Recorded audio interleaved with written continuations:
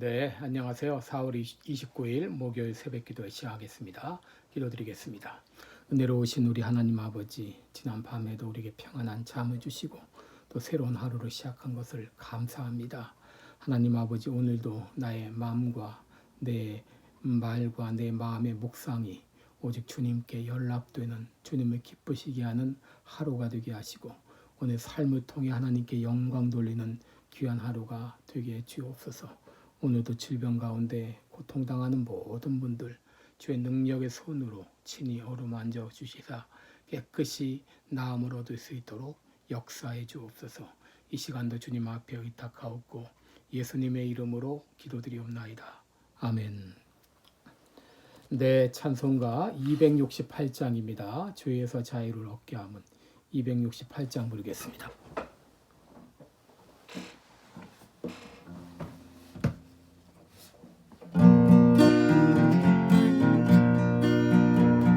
죄에서 자유를 얻게 함은 보혈의 주의 보혈 시험을 이기는 승리되니 참 놀라운 능력이로다.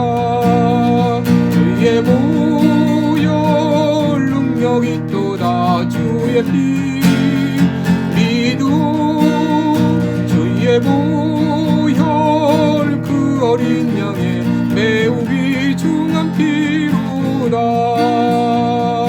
육체의 정욕을 이길 힘은 보혈의 능력 주의 보혈 정결한 마음을 얻게 하니 참 놀라운 능력이로다.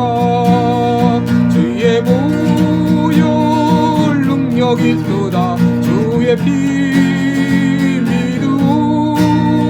주의 보혈 그 어린 양의 매우 귀중한 피로다.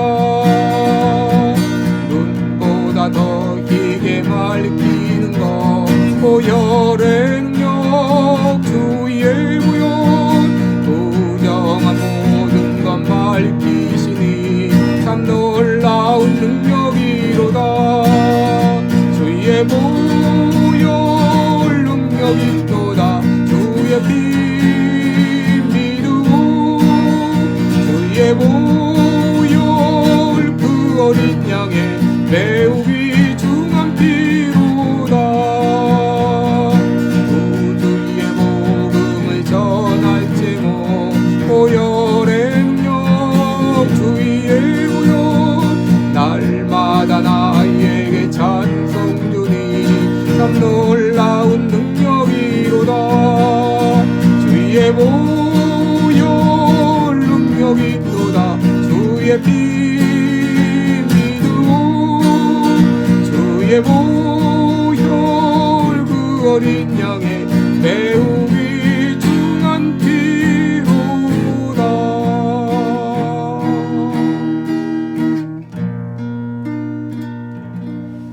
아멘. 네, 우리 오늘은 로마서 5장 17절부터 21절까지 보겠습니다. 로마서 5장 17절로 22절까지입니다. 제가 봉독해 드리겠습니다. 한 사람의 범죄를 인하여 사망이 그 한 사람으로 말미암아 왕노릇하였은즉 더욱 은혜와 의의 선물을 넘치게 받는 자들이 한 분 예수 그리스도로 말미암아 생명 안에서 왕노릇하리로다. 그런즉 한 범죄로 많은 사람이 정죄에 이른 것 같이 의의 한 행동으로 말미암아 많은 사람이 의롭다 하심을 받아 생명에 이르렀느니라. 한 사람의 순종치 아니함으로 많은 사람이 죄인 된 것 같이 한 사람의 순종하심으로 많은 사람이 의인이 되리라. 율법이 가입한 것은 범죄를 더하게 하려 함이라. 그러나 죄가 더한 곳에 은혜가 더욱 넘쳤나니 이는 죄가 사망 안에서 왕노릇한 것 같이 은혜도 또한 의로 말미암아 왕노릇하여 우리 주 예수 그리스도로 말미암아 영생에 이르게 하려 함이니라. 아멘. 네, 우리 오늘은 생명 안에서 왕노릇하리로다 이런 제목으로 함께 말씀을 나누겠습니다. 어제 말씀을 통해서 아담과 예수님 사이의 근본적인 차이는 아담은 죄를 지어서 하나님과의 약속을 어기고 후손들을 죄의 길로 인도한 죄인의 대표요.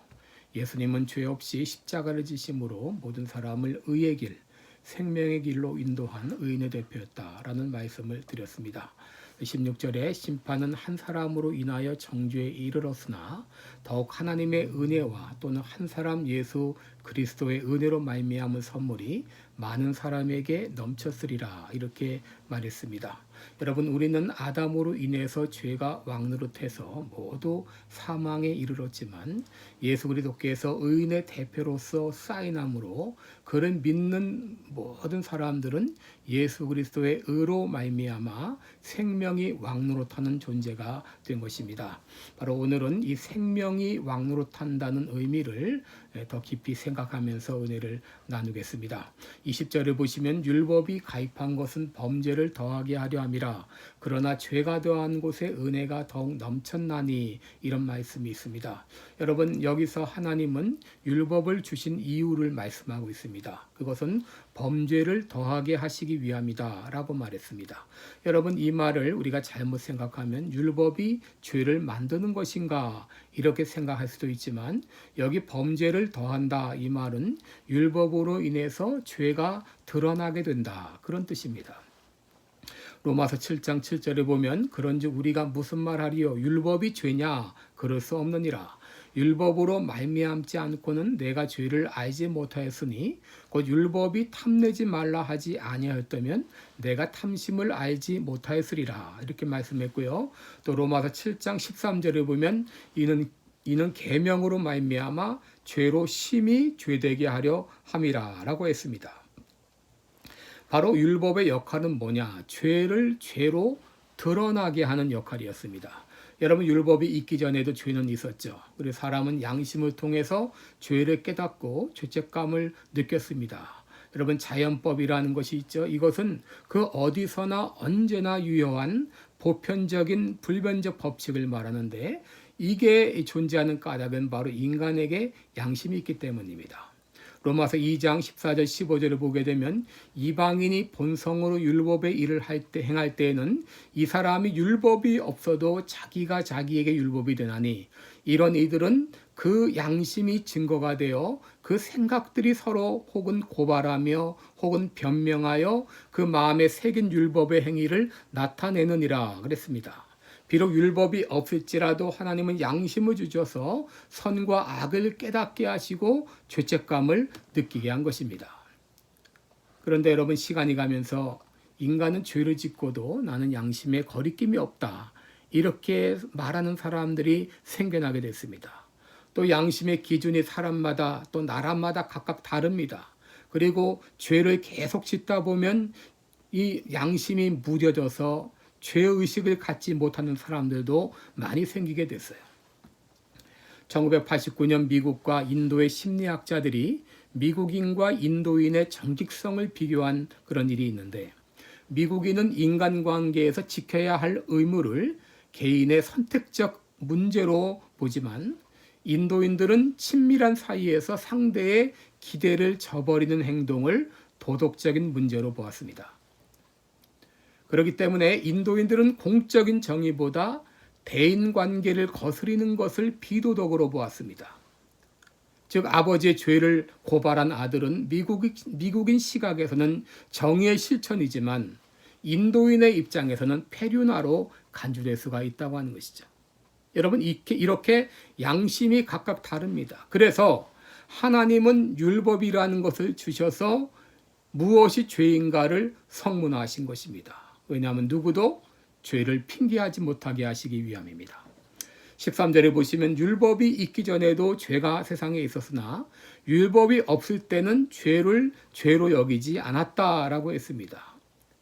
스스로 죄책감을 느낄지라도 본 사람이 없으면 나는 안 했다고 하면 그만이기 때문입니다. 시간이 가면 갈수록 죄가 더 사람 가운데서 왕노릇하게 된 것이죠.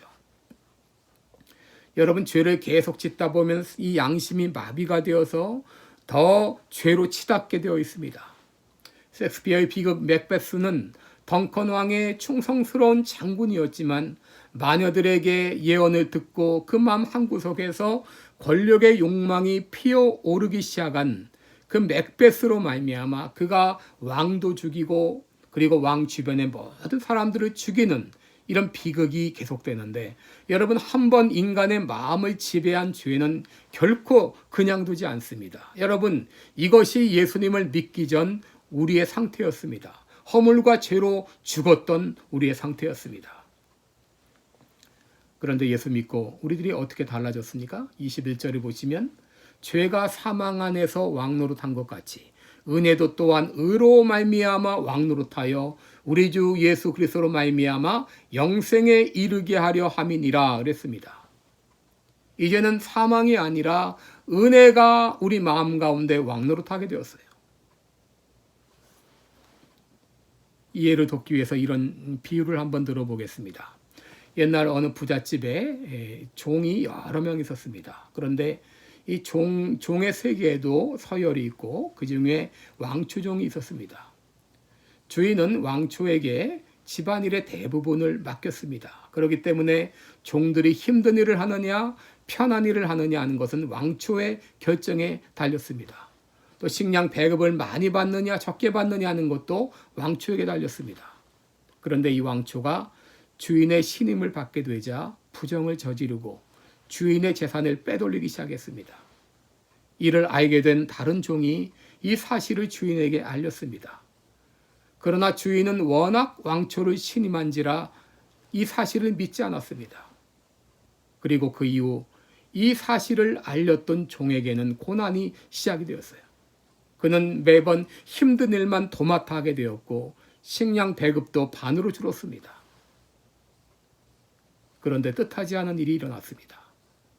나중에 주인이 왕초의 부정을 알게 되었고 아들이 없었던 이 주인은 부정을 알렸던 그 종을 자신의 양자로 삼았습니다.